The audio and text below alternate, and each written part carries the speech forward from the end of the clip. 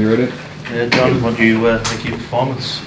It was hard to know. I felt like I was in front majority of the fight, but obviously I have to watch it back. I'm always hypercritical myself, so I'll watch it back tomorrow and see where I went wrong and what I did good.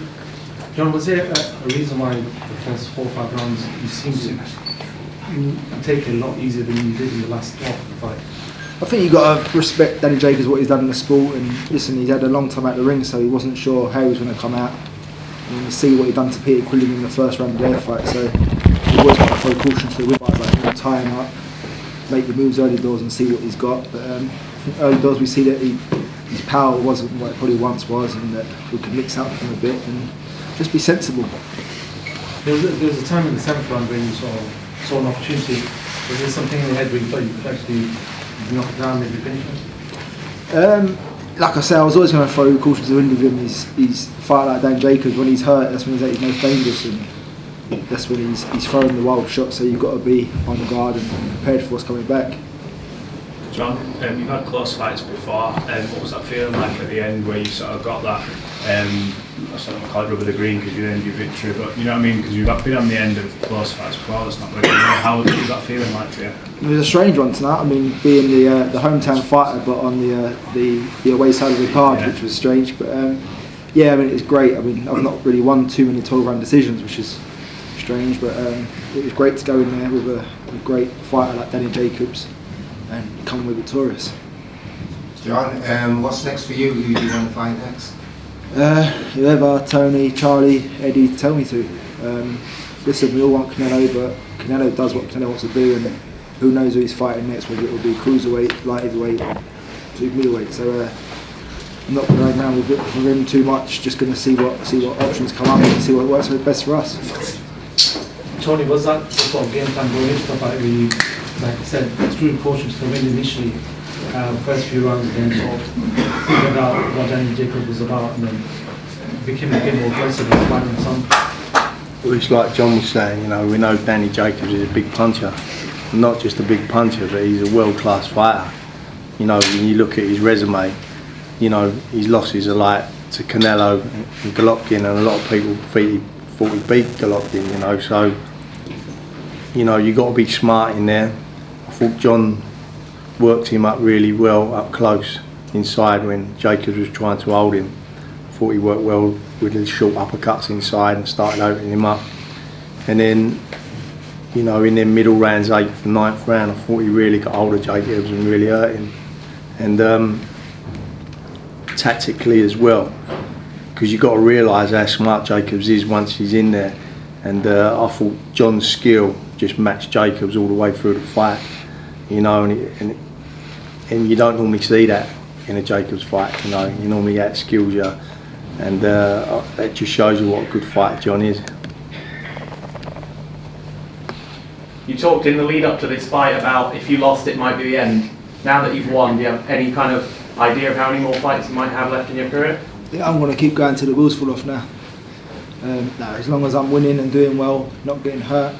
Listen, I put a lot of pressure on myself for that fight tonight, and maybe it wasn't justified, but I felt like I needed a big performance, and I needed to really get the bit between my teeth and put out a performance, and there was no leaving it, not leaving it all in the ring tonight. And listen, it was a close fight. I don't know if it was that close. I'll have to watch it back, but I think I did what I set out to do. I didn't think I'd get Danny Jacobs out there at any point, and I was always satisfied with a 12-round victory. Listen, if a knockout come, it would have been lovely, but Danny's a great fighter, and it's easy to go in there and say you've got to not respect him, but what he's achieved in the ring and more so out of the ring, he's a hell of a fighter and a great champion.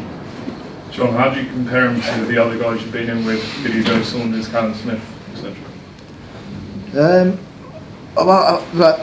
Oddly, I feel like that fight was a lot closer than the Callum Smith fight. I felt like I ran away with the Smith fight at times, and I didn't think it was even that close. But I mean, Danny Jacobs is a world-level fighter. He's got a bit of everything. His speed's probably not what it once was, but he's still got a fair amount of power. His shot selection, more so his knowledge of the ring. He knows where he is at the ring all the times. He come forward a bit more than I thought he would tonight. As of late, he's been a bit more on the ropes, more back foot. But he engaged a bit more, and I don't know whether that's because I was forcing the pace and making him throw when he didn't want to, but I was just pleased with it.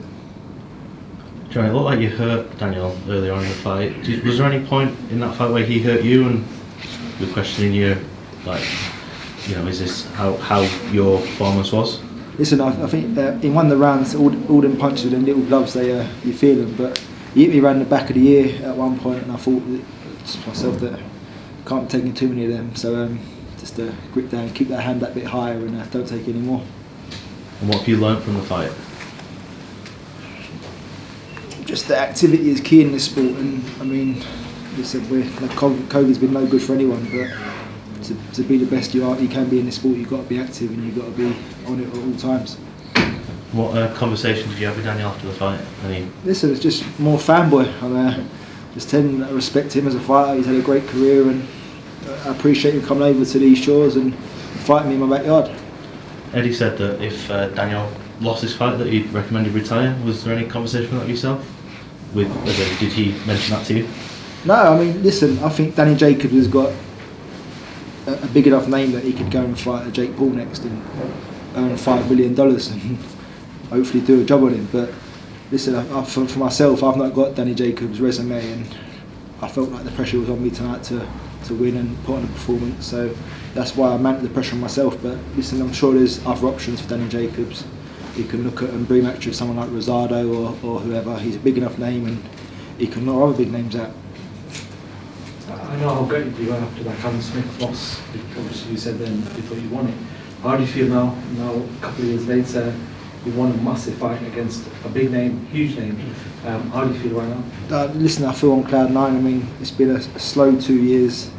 I don't think I've had much time out of the gym in 2 years, have I? No. So it's been slow. It's been frustrating because 2020 was a very slow year. We was working towards dates and they kept getting moved, and I think I was meant to fight in September originally, and then ended up fighting in December, and a real lacklustre performance in Miami, and then you're desperate to get off to a good start in the start of the year, and then it wasn't until September I boxed again. So I'm blessed this year that I got out so early in the year, February. Hopefully we can get out again in the summer and maybe even get 3 fights in this year. It'd be lovely.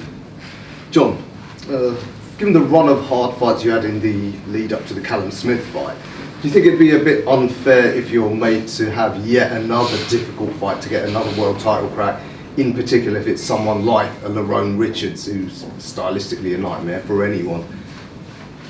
Listen, that was an eliminator tonight. I'm sure there might be a final eliminator. Listen, my focus is on the WBA title. I'm not interested in fighting IBO titles. I want to fight for a proper world title against a proper champion. Any more, guys? No, all good? Congratulations. Congrats. Thank you. Well done, bud. Gents, you just make your way down. Yeah. I'll come across.